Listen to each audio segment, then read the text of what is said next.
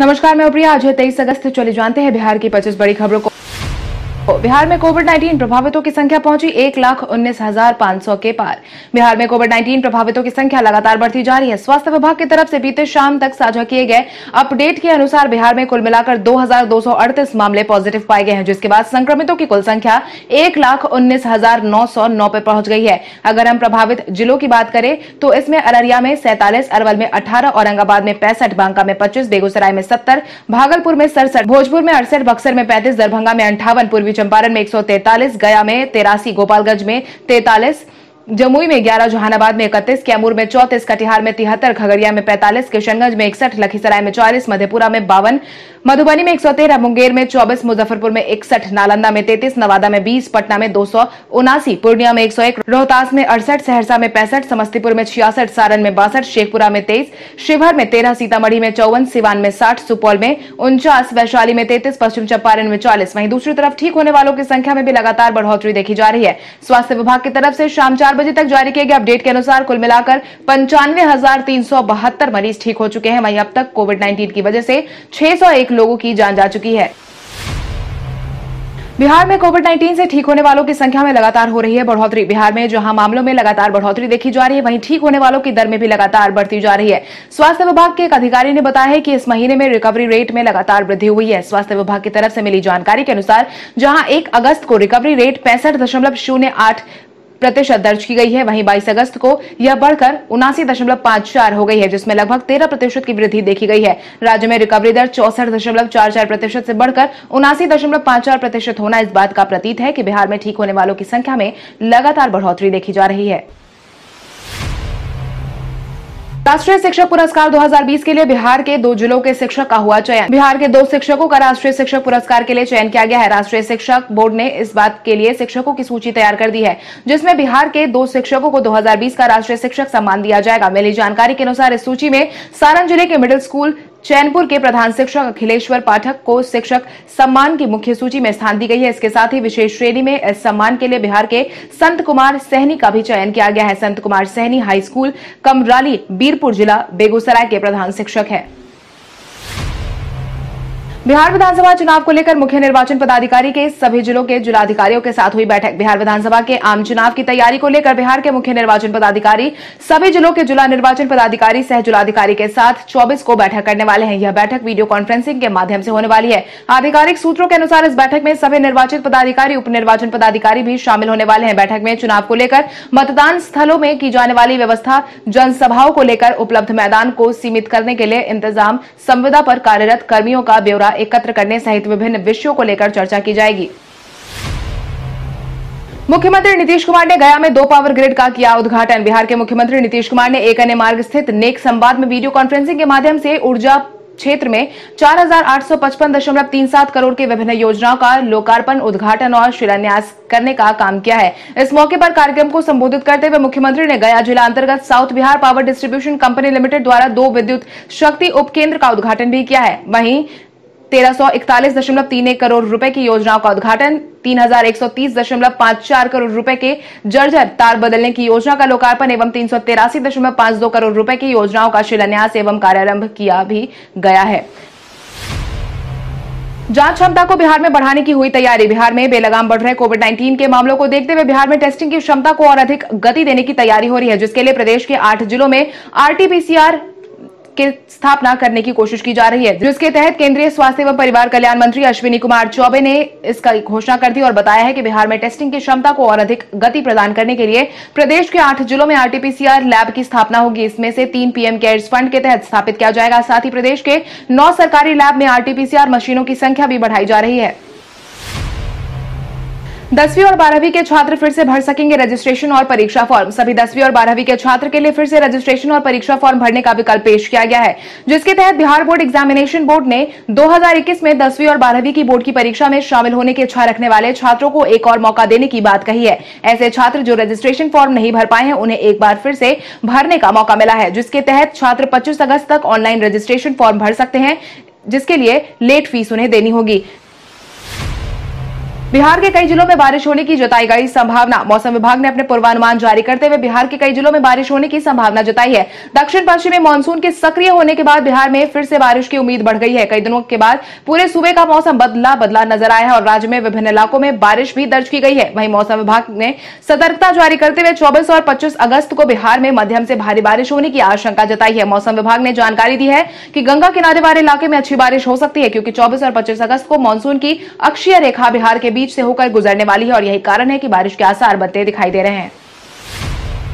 आज बिहारी पहचान में हम बात करेंगे छवि पांडे की। एक बूंद इश्क सीरियल से पहचान बनाने वाली छवि पांडे का जन्म बिहार में हुआ था। छवि पांडे ने इसके बाद से आशिकी, सिलसिला प्यार का और भी कई सारे सीरियल में अभिनेत्री के रूप में काम किया है। सिलसिला प्यार का में छवि को अभिनेत्री शिल्पा शिरोडकर के साथ काम करने का मौका मिला था। उन्होंने भोजपुरी फिल्म विदेशिया में बतौर अभिनेत्री भी काम किया था, पर अब वो भोजपुरी फिल्म में काम नहीं करना चाहती है। एक्टिंग करियर को लेकर छवि बताती है कि वो जब छोटी थी तो किसी भी प्रतियोगिता में भाग लेने से घबराती थी। जल्द ही यह कार्यक्रम में जज की भूमिका में नजर आने वाली है। जब वरुण धवन और दीपिका पादुकोण के साथ किसी मंच पर परफॉर्म करती है तो वो बहुत ही गर्व महसूस करती है। इतना ही नहीं, उन्होंने यह भी बताया कि आज वो जिस मुकाम पर है उसके लिए उन्होंने अपने पिता उमेश कुमार पांडे, मां गीता पांडे और चाचा जयंत कुमार पांडे का बहुत बहुत धन्यवाद दिया है। मुजफ्फरपुर में 500 बेड का कोरोना अस्पताल 15 दिनों में बनकर हो जाएगा तैयार। बढ़ रहे मामलों को देखते हुए बिहार के मुजफ्फरपुर जिले के पिताही हवाई अड्डा मैदान में डीआरडीओ द्वारा 500 बेड की क्षमता वाले कोविड-19 अस्पताल बनवाने का काम जोर शोर से जारी है। अगर सब कुछ सही रहा तो आने वाले 15 दिनों में अस्पताल बनकर तैयार हो जाएगा, जिसके परिणाम स्वरूप इस अस्पताल के 30 अगस्त तक बनकर तैयार होने की संभावना जताई गई है। 500 की क्षमता वाले कोविड-19 अस्पताल में 125 बेड आईसीयू और 375 बेड आइसोलेशन बेंच के तौर पर तैयार किए गए हैं। लॉकडाउन का पालन नहीं करने वालों से पुलिस ने वसूली 3 करोड़ से ज्यादा की राशि। बिहार में कोविड-19 प्रभावितों की संख्या भले ही बढ़ती जा रही हो, मगर लोग अपनी हरकतों से बाज नहीं आ रहे हैं। प्रशासन के बार-बार समझाने के बावजूद नियमों का पालन करना कुछ लोग जरूरी नहीं समझ रहे और यही कारण है कि लॉकडाउन के दौरान अब तक 3,85,49,870 रुपए की राशि वसूली जा चुकी है। पुलिस मुख्यालय के एडीजी जितेंद्र कुमार ने पूरे बिहार का आंकड़ा जारी करते हुए बताया है कि केंद्र सरकार के निर्देश के बाद बिहार गृह विभाग के आदेश का पालन करते हुए बिहार में 1 अगस्त से सब कुछ कुल मिलाकर बिना मास्क पहने 1,10,535 लोगों के खिलाफ सख्ती दिखाई गई है। वहीं उनसे अब तक 55,26,750 रुपए वसूले जा चुके हैं। राजद के 4 दलित नेताओं के सामने जदयू ने उतारे 5 दलित दिग्गज। महागठबंधन से जीतन राम मांझी के अलग होने के बाद और साथ ही श्याम रजक के राजद में जाने के साथ ही बिहार में दलित राजनीति एक बार फिर से चर्चा का पात्र बन गई है। राजद ने श्याम रजक, उदय नारायण चौधरी, रमई राम, शिवचंद्र कुमार के जरिए प्रेस कॉन्फ्रेंस कराकर जदयू को यह संकेत दे दिया है कि मांझी के जाने से उनकी राजनीति पर कोई प्रभाव नहीं पड़ा है, जिसके तहत पटना में बीते दिन 5 जदयू के दलित नेता अशोक चौधरी, महेश्वर हजारी, रमेश ऋषि, प्रेमा चौधरी और संतोष निराला ने प्रेस कॉन्फ्रेंस करके राजद पर निशाना साधा है और कहा है कि मुख्यमंत्री नीतीश कुमार ने 15 साल के कार्यकाल में दलित के विकास के लिए जितना काम किया है वो आज तक किसी ने नहीं किया।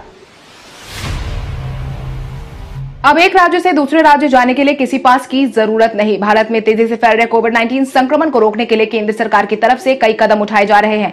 बिहार में पूर्ण संक्रमण की रोकथाम के लिए 6 सितंबर तक लॉकडाउन का ऐलान भी कर दिया गया है। एक राज्य से दूसरे राज्य में आने जाने को लेकर के केंद्र सरकार द्वारा जारी किए गए अनलॉक 3 के गाइडलाइन के तहत बिहार सरकार द्वारा जारी लॉकडाउन की गाइडलाइन को लेकर आम लोगों में काफी कंफ्यूजन दिखाई दे रही थी, जिसके बाद अब केंद्र सरकार ने स्पष्ट कर दिया है कि सभी राज्यों को यह निर्देश दिया गया है कि किसी भी व्यक्ति को एक राज्य से दूसरे राज्य में आने जाने के लिए किसी भी प्रकार का रोक न लगाए।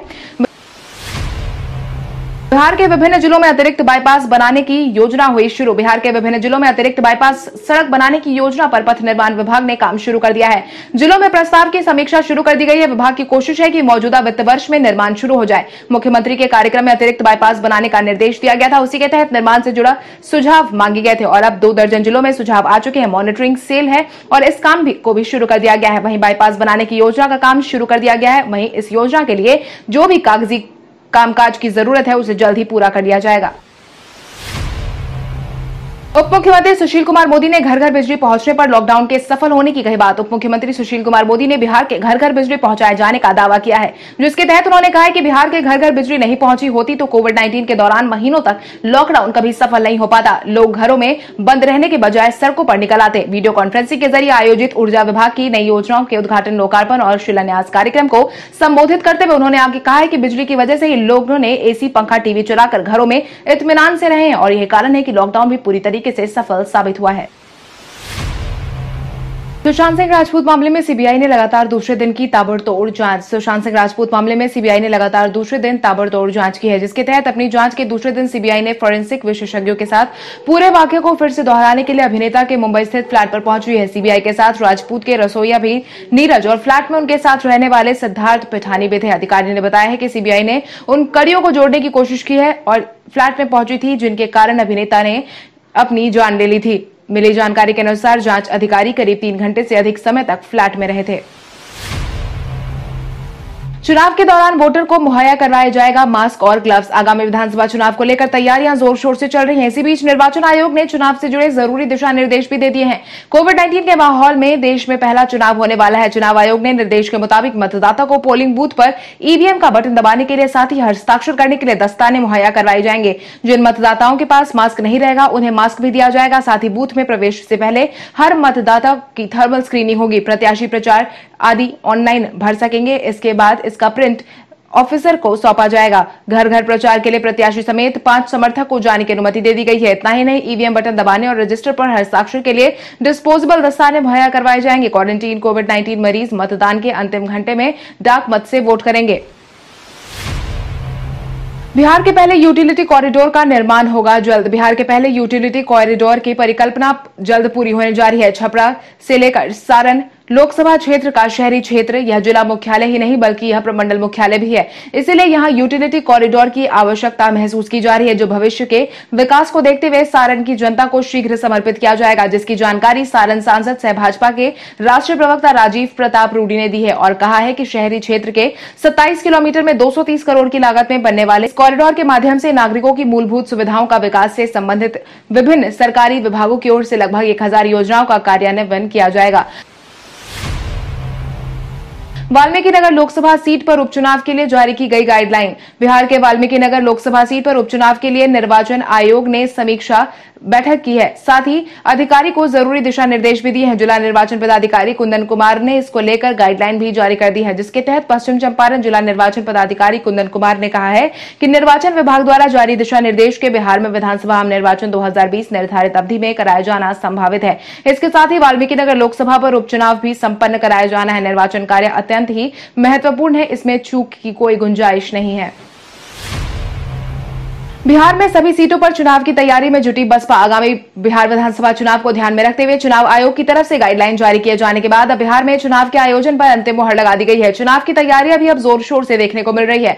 वहीं इसी क्रम में मायावती की बहुजन समाजवादी पार्टी ने भी अपनी तैयारियां तेज कर दी है। मिली जानकारी के अनुसार बहुजन समाजवादी पार्टी ने 243 सीटों पर अपने उम्मीदवारों को उतारने का फैसला लिया है। पार्टी ने प्रत्येक सीट के लिए 3 उम्मीदवार का बायोडेटा भी मांगा है, ताकि पार्टी की जीत में हर जिले में सुनिश्चित की जा सके। और बसपा इस बार अपनी सभी वोट को अपनी नजर बनाई हुई है।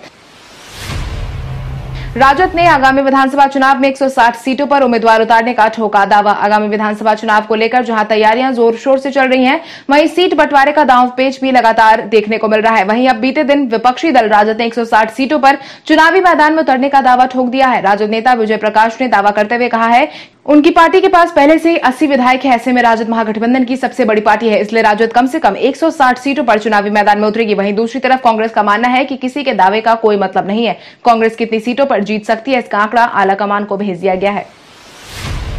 मुख्यमंत्री नीतीश कुमार ने विपक्ष से 2005 के पहले बिहार में हालात पर मांगा जवाब। मुख्यमंत्री नीतीश कुमार ने प्रीपेड मीटर लगाने का काम में तेजी लाने का निर्देश अधिकारियों को दे दिया है। वहीं विपक्ष पर निशाना साधते हुए जिसके तहत उन्होंने बिजली की 4855 करोड़ की योजनाओं का उद्घाटन और शिलान्यास करने के दौरान 2005 के पहले बिहार में बिजली की स्थिति के बारे में जानकारी देने की बात कही है। इतना ही नहीं, उन्होंने यह भी कहा है कि 2005 के पहले बिहार में बिजली की क्या स्थिति थी और अब क्या है, यह सब लोग जानते हैं। बयान देने वाले भी दिल से पूछे कि 2005 के पहले क्या हालात थे। बिहार में बाढ़ प्रभावित दरभंगा जिले को लेकर कीर्ति आजाद ने दी अपनी प्रतिक्रिया। बिहार में बाढ़ प्रभावितों को लेकर राजनीति जोर शोर से जारी है। इसी क्रम में पूर्व सांसद और कांग्रेस के वरिष्ठ नेता कीर्ति आजाद ने जिला प्रशासन और बाढ़ राहत राशि देने की भेदभाव करने की बात कही है। उन्होंने कहा है कि बाढ़ राहत की राशि देना एक जाति विशेष को प्रभावित की उपेक्षा की जा रही है। वैसे जाति बाहुल्य गांव को अब प्रभावित बताकर राहत से वंचित किया जा रहा है, जिसके तहत उन्होंने कहा है कि 1987 के बाद अब जाकर दरभंगा बाढ़ की चपेट में इस तरीके से आया है। लेकिन संपूर्ण जिले को बाढ़ प्रभावित क्षेत्र घोषित नहीं कर प्रभावित लोगों को नई परिभाषा गढ़ी जा रही है, ताकि वैसे सभी प्रभावितों को राहत से वंचित किया जा सके। और यही कारण है कि गरीबों का जीना मुश्किल हो चुका है। इरफान पठान ने विदाई मैच का दिया सुझाव। इरफान पठान की गिनती हमेशा भारतीय क्रिकेट इतिहास के बेहतरीन ऑलराउंडर में की जाती है। हाल ही में क्रिकेट को अलविदा कहने वाले इरफान ने एक जबरदस्त सुझाव दिया है, जिसके तहत उन्होंने महेंद्र सिंह धोनी, सुरेश रैना, युवराज सिंह, वीरेंद्र सहवाग, गौतम गंभीर और राहुल द्रविड़ को एक साथ खेलने का सुझाव दिया है। इस साल जनवरी में अंतर्राष्ट्रीय क्रिकेट को अलविदा कहने वाले इरफान ने एक ट्वीट तेजी से ट्रेंड कर रहा है, जिसमें उन्होंने संन्यास ले चुके उन खिलाड़ियों का नाम लिखा है जिन्होंने बरसों टीम इंडिया के लिए खेला है। साथ ही मैच और वो शानदार विदाई के हकदार भी हैं, इस बात का भी उन्होंने जिक्र किया है, लेकिन ऐसा हो नहीं सका है। इरफान इस प्लेइंग 11 का मुकाबला मौजूदा भारतीय टीम के चैरिटी मैच के रूप में करवाना चाहते हैं। टीम में बतौर ओपनर गौतम गंभीर और वीरेंद्र सहवाग को जगह दी गई है। तीसरे नंबर पर राहुल, चौथे नंबर पर वीवीएस लक्ष्मण, पांचवें नंबर पर युवराज सिंह और जहीर खान और प्रज्ञान ओझा का नाम शामिल है। वहीं विकेट कीपर के तौर पर महेंद्र सिंह धोनी का नाम भी इसमें शामिल किया गया है। व्हाट्सएप को मिला नया update. Instant messaging platform WhatsApp आए दिन अपने यूजर के लिए नए फीचर्स को रोल करता रहता है। यूजर की कंपनी की तरफ से एक नया अपडेट दिया गया है। पिछले दिनों सामने आई रिपोर्ट में जानकारी दी गई थी कि जल्द ही यूजर व्हाट्सएप पर पिक्चर इन पिक्चर मोड में शेयर चैट वीडियो देख सकेंगे। वहीं अब व्हाट्सएप यूजर के लिए अच्छी खबर सामने आई है, जिसके तहत कंपनी ने व्हाट्सएप के कुछ फीचर के डिजाइन और लुक में बदलाव करने का सुझाव दिया है और यह बदलाव यूजर को पसंद भी आएगा। एक रिपोर्ट के अनुसार व्हाट्सएप का नया अपडेट वर्जन रोल किया जाएगा। इस अपडेट में कई बदलाव हुए हैं। इस अपडेट में आइकॉन के साथ पुराना कैमरा शॉर्ट कैमरा भी नजर आएगा। शॉर्ट कैमरा को पिछले दिनों हटा दिया गया था। कल हमारे द्वारा पूछे गए सवाल का जवाब आप में से बहुत सारे यूजर ने हमें कमेंट करके दिया था, उसके लिए आपका बहुत बहुत धन्यवाद। आप में से जिन यूजर का कमेंट हमें अच्छा लगा, उनके नाम है कुमारी लक्ष्मी, उजाला चौधरी, बबीता यादव, विजय कुमार, परमानंद सलाहकार, अजय कुमार यादव, मोहम्मद मुस्ताक, सुप्रिया भारती, काशीनाथ चौहान, रंजीत मिश्रा, राजीव राज, संजीव कुमार, नीतीश कुमार, हेमंत रामेश्वर, शमीम शेख कुमार, गौतम, सिमरन कुमार। इसके अलावा हमारी टीम को और भी लोगों के जवाब अच्छे लगे, मगर समय के अभाव के कारण हम उनका नाम नहीं ले पाए, लेकिन आप हमारे सवालों का जवाब देते रहे। हम कल आपका नाम लेने की पूरी कोशिश करेंगे। तो चलिए बढ़ते हैं आज के सवाल की ओर। आज का सवाल कुछ इस प्रकार है। आपके अनुसार आगामी बिहार विधानसभा चुनाव 2020 में मुख्यमंत्री के लिए आपका पसंदीदा चेहरा कौन है? अपने जवाब हमें कमेंट करके जरूर बताएं। इसके साथ ही आज के लिए बस इतना ही। अगर आप ये वीडियो हमारा YouTube पर देख रहे हो तो हमारे चैनल को सब्सक्राइब करें और बेल आइकन दबाना ना भूलें। और अगर आप ये वीडियो हमारा Facebook पर देख रहे हो तो इस वीडियो को लाइक करें और ज्यादा से ज्यादा शेयर करें। धन्यवाद।